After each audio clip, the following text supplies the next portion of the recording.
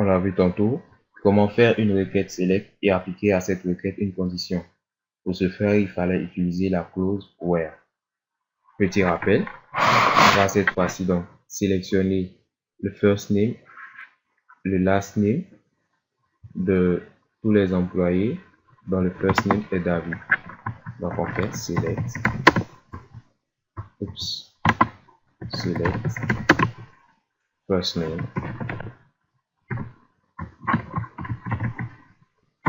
ensuite last name, from employees, where first name égale David.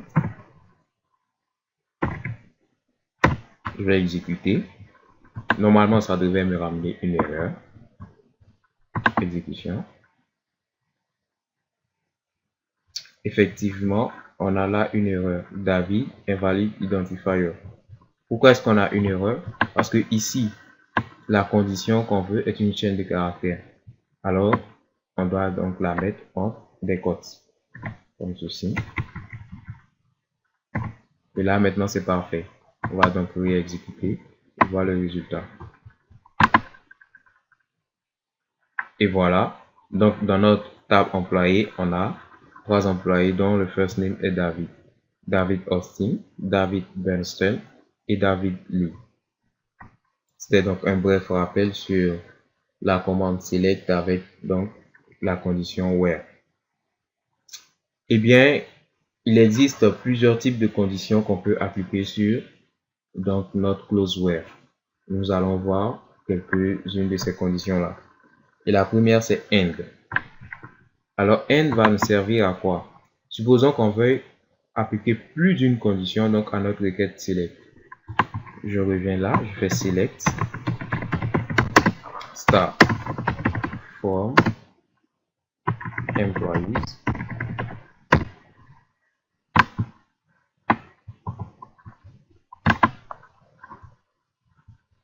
et là je suis ici.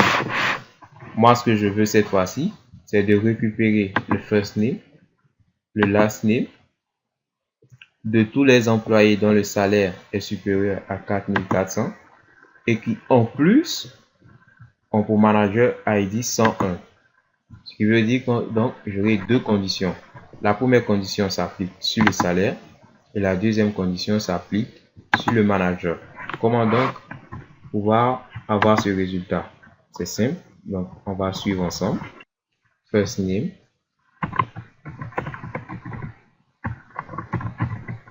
ensuite last name,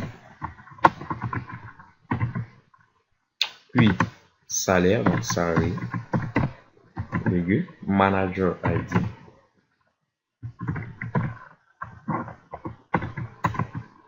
From employees, je suis donc de la table employé. Je vais maintenant mettre ma condition, sinon mes conditions. La première condition, c'est le salaire qui doit être supérieur à 4400. Je vais donc écrire ici, salarié.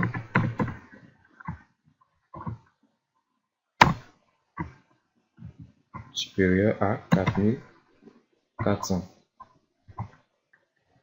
Et puisque j'ai une deuxième condition, je vais l'ajouter.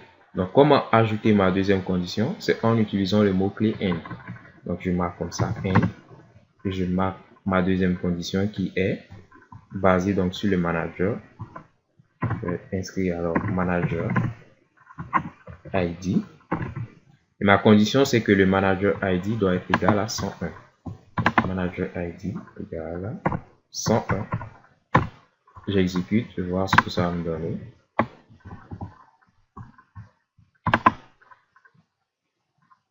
Et voilà le résultat, il est là.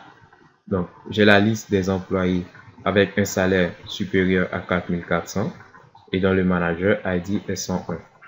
On vient donc de voir aujourd'hui la clause AND. Le prochain mot-clé qu'on va voir, c'est like. Like est donc un mot-clé qu'on peut donc associer à notre condition where. On vient là. On va faire select star forme employees pour nous faire ressortir donc la liste de tous les employés avec toutes les informations associées. Ici, on a donc cette liste. Et moi, je veux juste prendre la liste des employés dont le first name commence par D. Comment faire cette requête? Ce sera donc à l'aide du mot like que je vais associer à where. Je viens ici, je fais select. La syntaxe est la suivante, select first, select star, donc toutes les informations, from employees. Je vais maintenant appliquer ma condition where. Et ma condition, je l'avais dit tantôt, le first name doit commencer par D. Donc je marque ceci.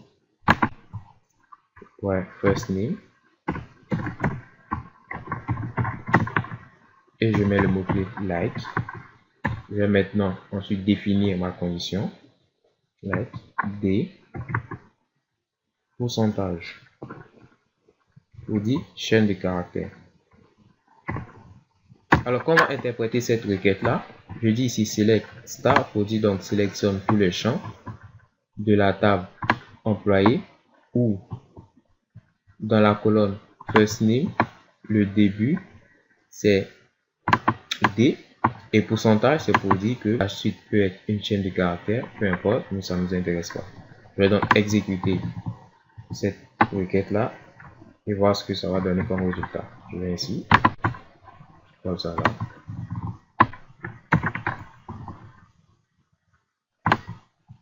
J'exécute. On a effectivement la liste de tous les employés, sauf que là on constate que pour le first name, on n'a que des employés dont le nom commence par B. Donc la requête, plutôt le mot-clé like, nous permet d'associer une condition à notre where. Cette condition là, elle est définie ici.